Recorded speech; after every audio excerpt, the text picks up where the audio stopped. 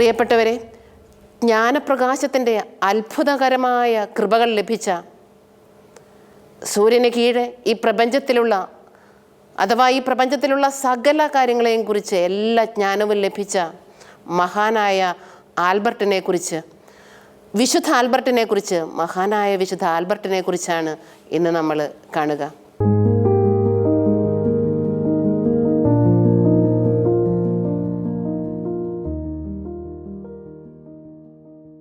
കുട്ടികൾക്കെല്ലാം വിജ്ഞാനത്തിൻ്റെ പല മേഖലകൾ അറിയാൻ ആഗ്രഹമുണ്ടാകും.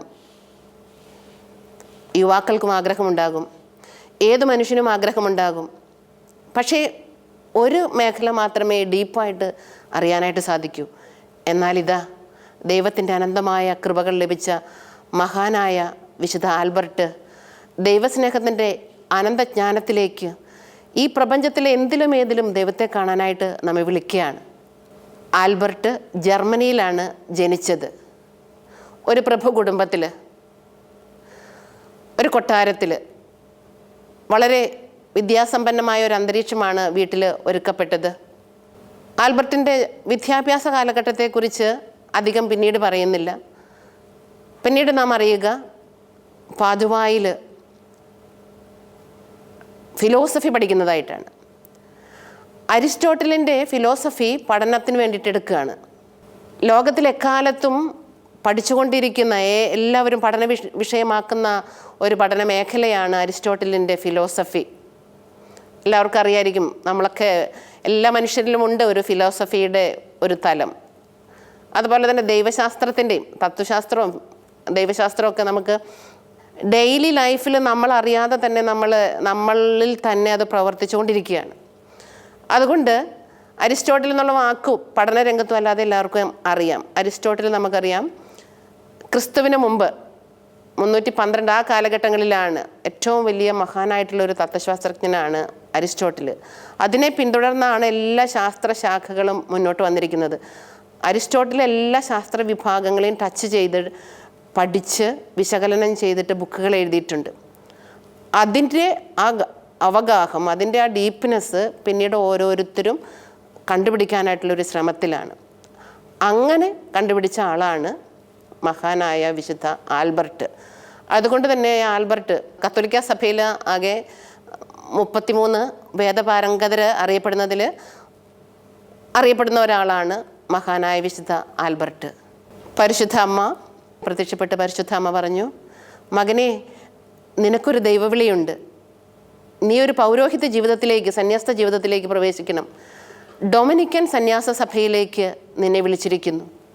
ഉടനെ ഡൊമിനിക്കൻസിനുമായിട്ട് ബന്ധപ്പെട്ട അധികാരികളിലേക്ക് ആൽബർട്ട് വേഗം ചെല്ലുന്നു, അവരോട് കാര്യങ്ങൾ പറയുന്നു. അതിനു മുൻപേ തന്നെ വിളിച്ച ഈ വിളി പ്രാർത്ഥനയിലൂടെ ആഴത്തിലാക്കി ബോധ്യം വന്ന് ആ വിളിയിലേക്ക് പ്രവേശിക്കുകയാണ്. ഒരു ഡൊമിനിക്കൻ സന്യാസിയായിട്ട് തൻ്റെ ജീവിതത്തെ സമർപ്പിക്കുന്നു. അതിനുശേഷം പിന്നെയും പഠന മേഖലയിൽ തന്നെയാണ്. വൈദിക ജീവിതത്തിലേക്ക് പ്രവേശിക്കുന്നു എന്നറിഞ്ഞപ്പോൾ തൻ്റെ പ്രഭുവായ തൻ്റെ അപ്പന് ഇഷ്ടപ്പെട്ടില്ല. പ്രൗഢഗംഭീരമായ, നല്ല പ്രൗഢിയുള്ള, മോഹനമായ ഡ്രസ്സിൽ നടന്ന തൻ്റെ മകൻ ഈ സാധു സന്യാസികളുടെ ഡ്രസ്സ് ഇടുന്നത് ഒട്ടും ഇഷ്ടപ്പെട്ടില്ല. അതുകൊണ്ട് സന്യാസിയാകുന്ന ആ കാലഘട്ടത്തിൽ തൻ്റെ മകനെ അവിടെ നിന്ന് വിളിച്ചു കൊണ്ടുവരാൻ വേണ്ടിയിട്ട് ആളുകളെ അയക്കുകയാണ്. അപ്പോൾ മോന് മനസ്സിലായി, ഇതെന്നെ തിരിച്ചങ്ങോട്ട് കൊണ്ടുവരാനുള്ളൊരു പുറപ്പാടാണ്.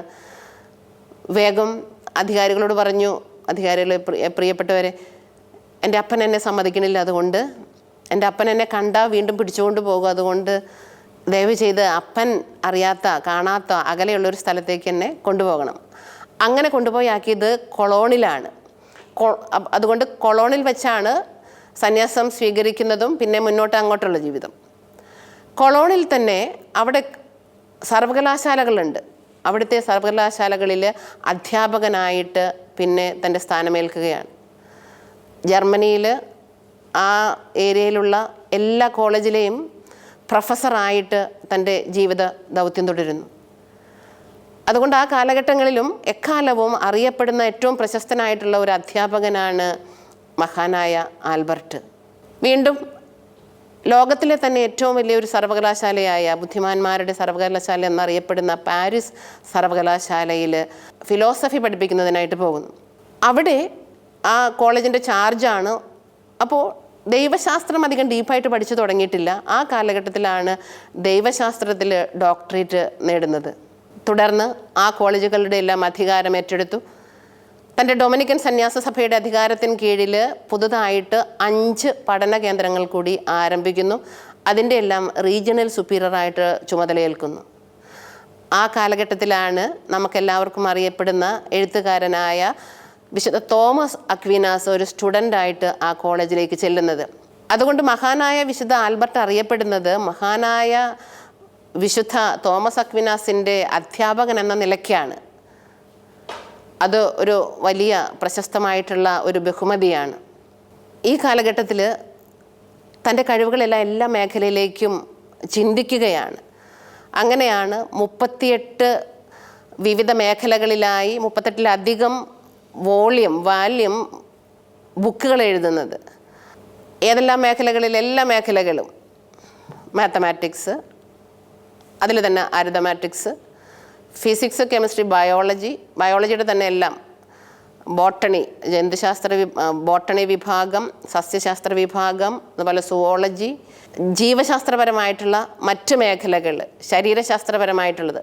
അതുകൊണ്ട് മെഡിക്കൽ ലെവലിലും എല്ലാ ബുക്കുകളും എഴുതുന്നുണ്ട്. മെഡിക്കലുമായിട്ട് ബന്ധപ്പെട്ടുള്ള എല്ലാങ്ങളും എഴുതുന്നുണ്ട്. പിന്നെ കെമിസ്ട്രിയുടെ തന്നെ മിനറൽസ് കണ്ടുപിടിക്കുന്നുണ്ട്. നമുക്കറിയാം പലതരത്തിലുള്ള മൂലകങ്ങളുണ്ട്. ഇപ്പോൾ നമ്മൾ ശ്വസിക്കുന്ന ഓക്സിജൻ, ഹൈഡ്രജൻ, അതെല്ലാം ഓരോ എലമെൻസാണ്, മൂലകങ്ങളാണ്. ഇതെല്ലാം ഓരോ ശാസ്ത്രജ്ഞന്മാർ ഓരോ കാലഘട്ടത്തിൽ കണ്ടുപിടിച്ചതാണ്. അങ്ങനെ പ്രകൃതിയിൽ അതുവരെ കാണപ്പെടാതിരുന്ന ആഴ്സനിക് എന്നുള്ള ഒരു മൂലകം, എലമെൻറ്റ് കണ്ടുപിടിച്ച് അത് പീരിയോഡിക് ടേബിളിലേക്ക് ചേർത്തത് മഹാനായ വിശുദ്ധ ആൽബർട്ടാണ്.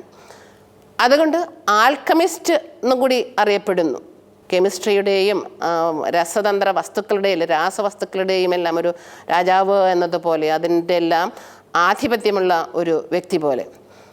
അതുപോലെ തന്നെ ഇനി ജോഗ്രഫി, അതുപോലെ തന്നെ ഇനി അസ്ട്രോണമി, സാമൂഹ്യശാസ്ത്രം, ആ മേഖലകളിലെല്ലാം എല്ലാം അറിവാണ്. അതുപോലെ തന്നെ എക്കണോമിക്സ്, ഹിസ്റ്ററി, ആ തരത്തിൽ. അതുപോലെ മ്യൂസിക്. അത്ഭുതം തോന്നും നമുക്കിങ്ങനെ എല്ലാ മേഖലകളെയും എങ്ങനെയാണ് പറ്റുകയെന്ന്. അതുകൊണ്ട് ഈ വിശുദ്ധൻ്റെ ചിത്രം നമുക്ക് കാണുമ്പോൾ കാണുന്നത് ഒരു തൂവൽ കൈ പിടിച്ചിട്ടുണ്ട്, തൂവൽ, അത് എഴുതുകയാണ്. അപ്പോൾ എപ്പോഴും ഒരു ബുക്ക് മുന്നിൽ കണ്ട് അങ്ങനെ ബുക്ക് പിടിച്ചിട്ടാണ് ഇരിക്കുന്നത്. ഈ എഴുത്തുകളുടെ എല്ലാം അടിയിലുള്ള പ്രത്യേകത, ഈ നമ്മൾ നേരത്തെ പറഞ്ഞു അരിസ്റ്റോട്ടിലിൻ്റെ ഫിലോസഫീനെ പഠിച്ചിട്ട് എഴുതിയതാണ്.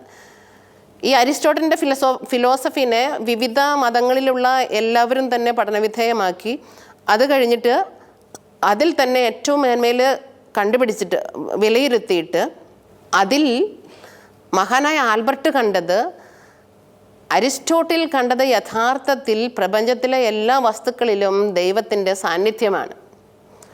ഒരു ഉദാഹരണം പറഞ്ഞാൽ, ഇപ്പോൾ അരിസ്റ്റോട്ടിൽ എഴുതിയിട്ടുണ്ട്, അരിസ്റ്റോട്ടിൽ ഇങ്ങനെ പഠിച്ചു വന്നപ്പം നമുക്ക് സിമ്പിളാവുന്ന മനസ്സിലാവുന്ന ഭാഷയിൽ, ഇപ്പോൾ ഒരു മുട്ട എടുത്താൽ, ഇപ്പോൾ ഒരു ബയോളജിയിൽ പഠിക്കുമ്പോൾ മുട്ട എത്ര ദിവസം കൊണ്ട് ഇങ്ങനെ വിരിയുന്നു.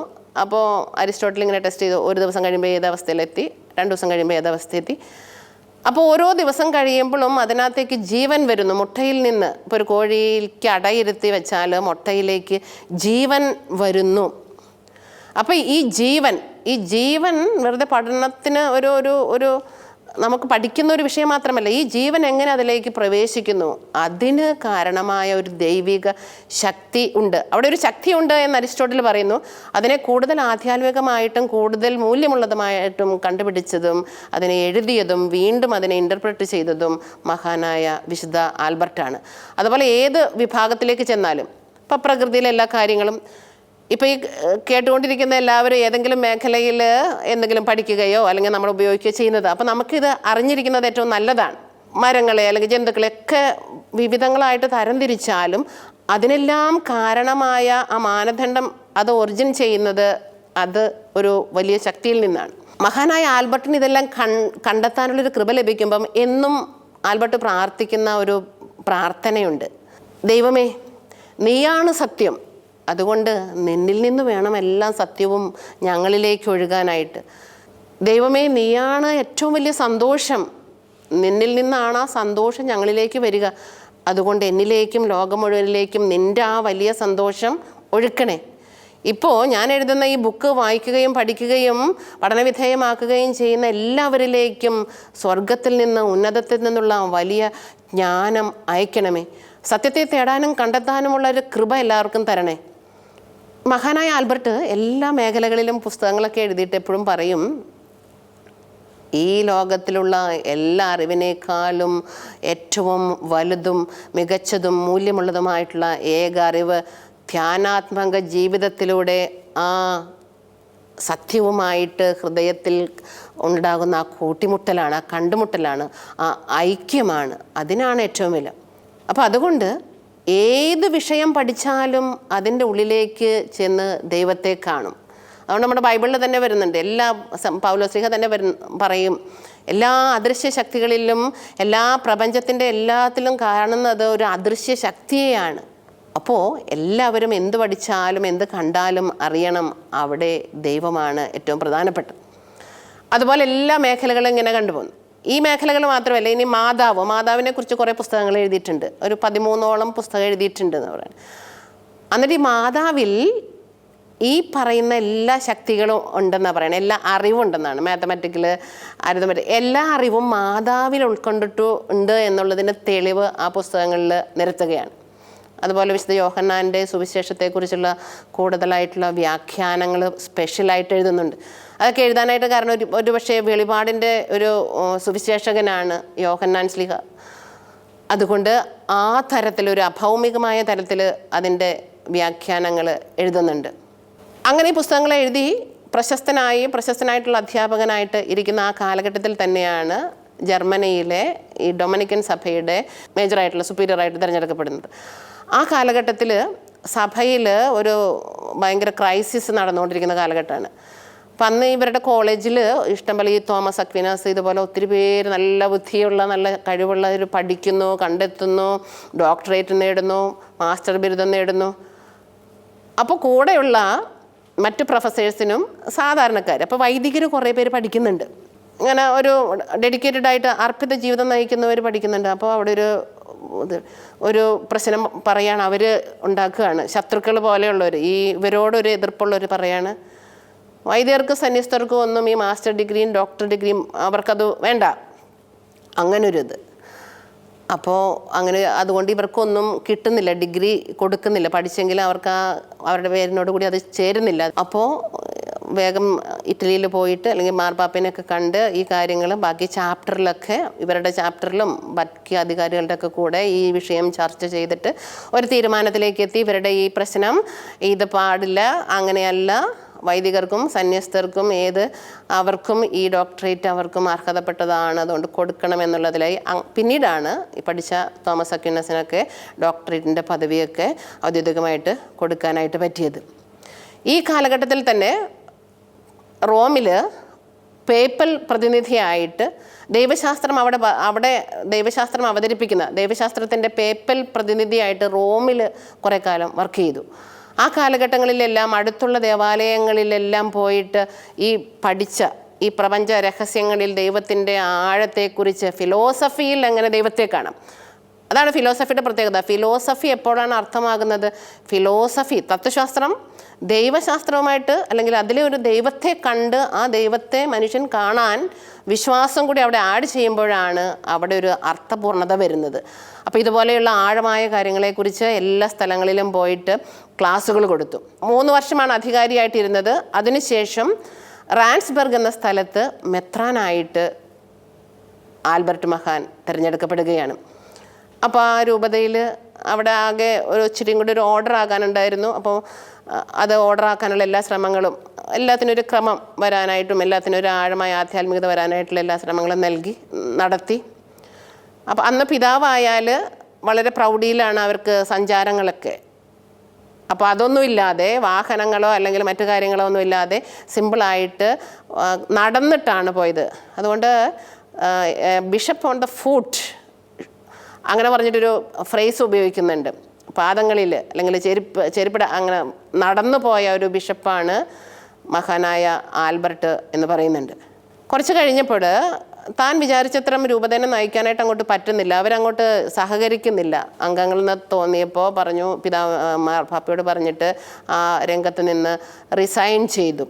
എന്നിട്ട് പറഞ്ഞു, എനിക്ക് കൂടുതലായിട്ടും ദൈവം തന്നിട്ടുള്ള ഈ ജ്ഞാനം ഉപയോഗിച്ച് എനിക്ക് ഇനിയും കൂടുതൽ എഴുതാനാണ് ദൈവം എന്നെ പ്രേരിപ്പിക്കുന്നത് എന്ന് പറഞ്ഞിട്ട് വീണ്ടും കൊളോണിൽ തന്നെ മറ്റ് അധ്യാപകനായിട്ട് തന്നെ അവിടെ പ്രവർത്തിക്കുകയാണ്. ആ കാലഘട്ടങ്ങളിൽ വീണ്ടും പുതുതായിട്ടുള്ള കോളേജുകൾ ആരംഭിച്ചു, പഠന കേന്ദ്രങ്ങൾ ആരംഭിച്ചു, പുതിയ പുതിയ പദ്ധതികൾ ആരംഭിച്ചു. ആ കാലഘട്ടത്തിലാണ് ഒരു പോപ്പ് 14ാം കൗൺസിൽ വലിയ വലിയ കാര്യങ്ങൾ അവിടെ റോമിൽ തീരുമാനിക്കാൻ വേണ്ടിയിട്ടുള്ള കൗൺസിൽ കൂടിയത്. അതിലേക്കൊരു മെമ്പറായിട്ട് മെയിനായിട്ടുള്ള കാര്യങ്ങൾ തീരുമാനിക്കുന്ന അല്ലെങ്കിൽ ചർച്ച ചെയ്യുന്ന അവതരിപ്പിക്കുന്ന ഒരു വ്യക്തിയായിട്ട് ഇദ്ദേഹവും കൂടി അതിനകത്തേക്ക് തിരഞ്ഞെടുക്കപ്പെട്ടു. ആ കൗൺസിലിൽ പങ്കെടുക്കാൻ വേണ്ടിയിട്ട് റോമിലേക്ക് പോയപ്പോൾ അവിടെ ആയിരുന്നപ്പോൾ അവിടെ വെച്ച് ഉള്ളിൽ ഒരു തോന്നുകയാണ്, ഒരു ദൈവിക ജ്ഞാനത്താൽ ഒരു അറിവ് കിട്ടുകയാണ്. തൻ്റെ സ്റ്റുഡൻ്റായിരുന്ന മഹാനായ തോമസ് അക്വീനാസ് മരിച്ചുവെന്ന് അല്ലാതെ ആ നേരത്ത് മരിച്ചു എന്നൊരു അറിവ് കിട്ടി. അങ്ങനെ തന്നെ സംഭവിക്കുകയും ചെയ്തു. ഉടനെ തന്നെ തിരിച്ച് തോമസ് അക്വീനാസിൻ്റെ അടുത്തേക്ക് വന്നു, വീണ്ടും തിരിച്ച് കൗൺസിലിൽ പങ്കെടുത്തു. കൗൺസിലിൽ വലിയ ഒരു പങ്ക് തൻ്റേതായിട്ടുള്ളത് പങ്കുവെച്ചു.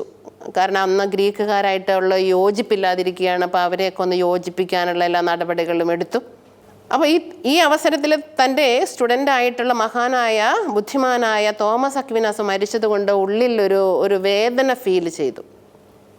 എങ്കിലും ദൈവം തന്നെ ഏൽപ്പിച്ച ദൗത്യം പിന്നീടും തുടർന്നു. വീണ്ടും കൊളോണിൽ തന്നെ അധ്യാപകനായിട്ട് പഠിപ്പിച്ചുകൊണ്ടിരുന്നു.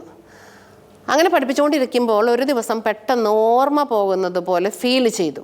അപ്പോൾ പണ്ട് മാതാവ് തനിക്ക് നൽകിയ ആ വെളിപാട്, ആ ദർശനം, ആ സ്വപ്നം അല്ലെങ്കിൽ ആ വാഗ്ദാനം ഓർത്തു. അന്ന് പറഞ്ഞത് എന്താ? നമ്മൾ ആദ്യം കേട്ടതുപോലെ പണ്ട് വൈദിക വിദ്യാർത്ഥി ആയിരിക്കുമ്പോഴുണ്ടായിരുന്ന അനുഭവമാണ്. വൈദിക വിദ്യാർത്ഥി ആയിരിക്കുമ്പോൾ തനിക്ക് ദൈവവിളി ഉണ്ടോ ഇല്ലയോ, തിരിച്ചു പോകണോ, ഇത് നിർത്തണോ എന്ന് തോന്നിയപ്പോൾ ഉടനെ മാതാവ് ദർശനത്തിൽ പറഞ്ഞു, മകനെ നിനക്ക് ദൈവവിളിയുണ്ട്, നിനക്ക് ഞാൻ വലിയ ജ്ഞാനപ്രകാശത്തിൻ്റെ കൃപ ഞാൻ തരുന്നു. ഈ ജ്ഞാനപ്രകാശം ഇത് വലിയൊരു കൃപയാണ്. ഇത് കൃപയായി നിന്നിൽ തുടരണമെങ്കിൽ അത് അങ്ങനെ തുടരാൻ നിൻ്റേതായിട്ടുള്ള പങ്ക് വഹിക്കണം. നീ വിശുദ്ധിയിൽ കാത്തു സൂക്ഷിക്കണം. സമയമാകുമ്പോൾ ആ കൃപ ഞാൻ തിരിച്ചെടുക്കും. അത് നിൻ്റെ അന്ത്യത്തോട് അടുത്ത നിമിഷങ്ങളായിരിക്കും. അപ്പം ഇങ്ങനെ പെട്ടെന്ന് ഓർമ്മ പോയ ഈ നിമിഷത്തിൽ ആ വാഗ്ദാനം പെട്ടെന്ന് ഓർമ്മ വന്നു. ഒരുപക്ഷെ എനിക്ക് നിത്യസമ്മാനത്തിനായിട്ട് പോകാനായിട്ടുള്ള സമയമാകുന്നു എന്നതാകാം. അതുകൊണ്ട് ഒരു 2 കൊല്ലത്തേക്ക് സ്വസ്ഥമായിട്ട് കൂടുതൽ പ്രാർത്ഥിച്ച് അതിനായിട്ട് ഒരുങ്ങി. 1280 നവംബർ 15 വർത്തമാനം പറഞ്ഞുകൊണ്ടിരിക്കലേ പെട്ടെന്ന് തൻ്റെ ആത്മാവ് നിത്യസമ്മാനത്തിനായിട്ട് പോവുകയാണ്. മഹാനും വിശുദ്ധനുമായ ആൽബർട്ടിൻ്റെ വിശുദ്ധി എല്ലാവർക്കും അറിയാവുന്നതാണ്. ഇദ്ദേഹം മരിച്ച് സംസ്കാരം കഴിഞ്ഞ് 3 വർഷത്തിന് ശേഷം ഖബറിടം തുറന്നു നോക്കിയപ്പോൾ അഴുകാതെ ഇരിക്കുന്നതായിട്ടാണ് കണ്ടത്. 1931 11ാം പിയൂസ് പാപ്പ മഹാനായ ആൽബർട്ടിനെ വിശുദ്ധനായിട്ട് പ്രഖ്യാപിച്ചു. വിശുദ്ധനെന്നും വേദപാരംഗതരെന്നും പ്രഖ്യാപിച്ചു. ഈ വിശുദ്ധൻ എല്ലാ വിദ്യാർത്ഥികളുടെയും മധ്യസ്ഥനാണ്.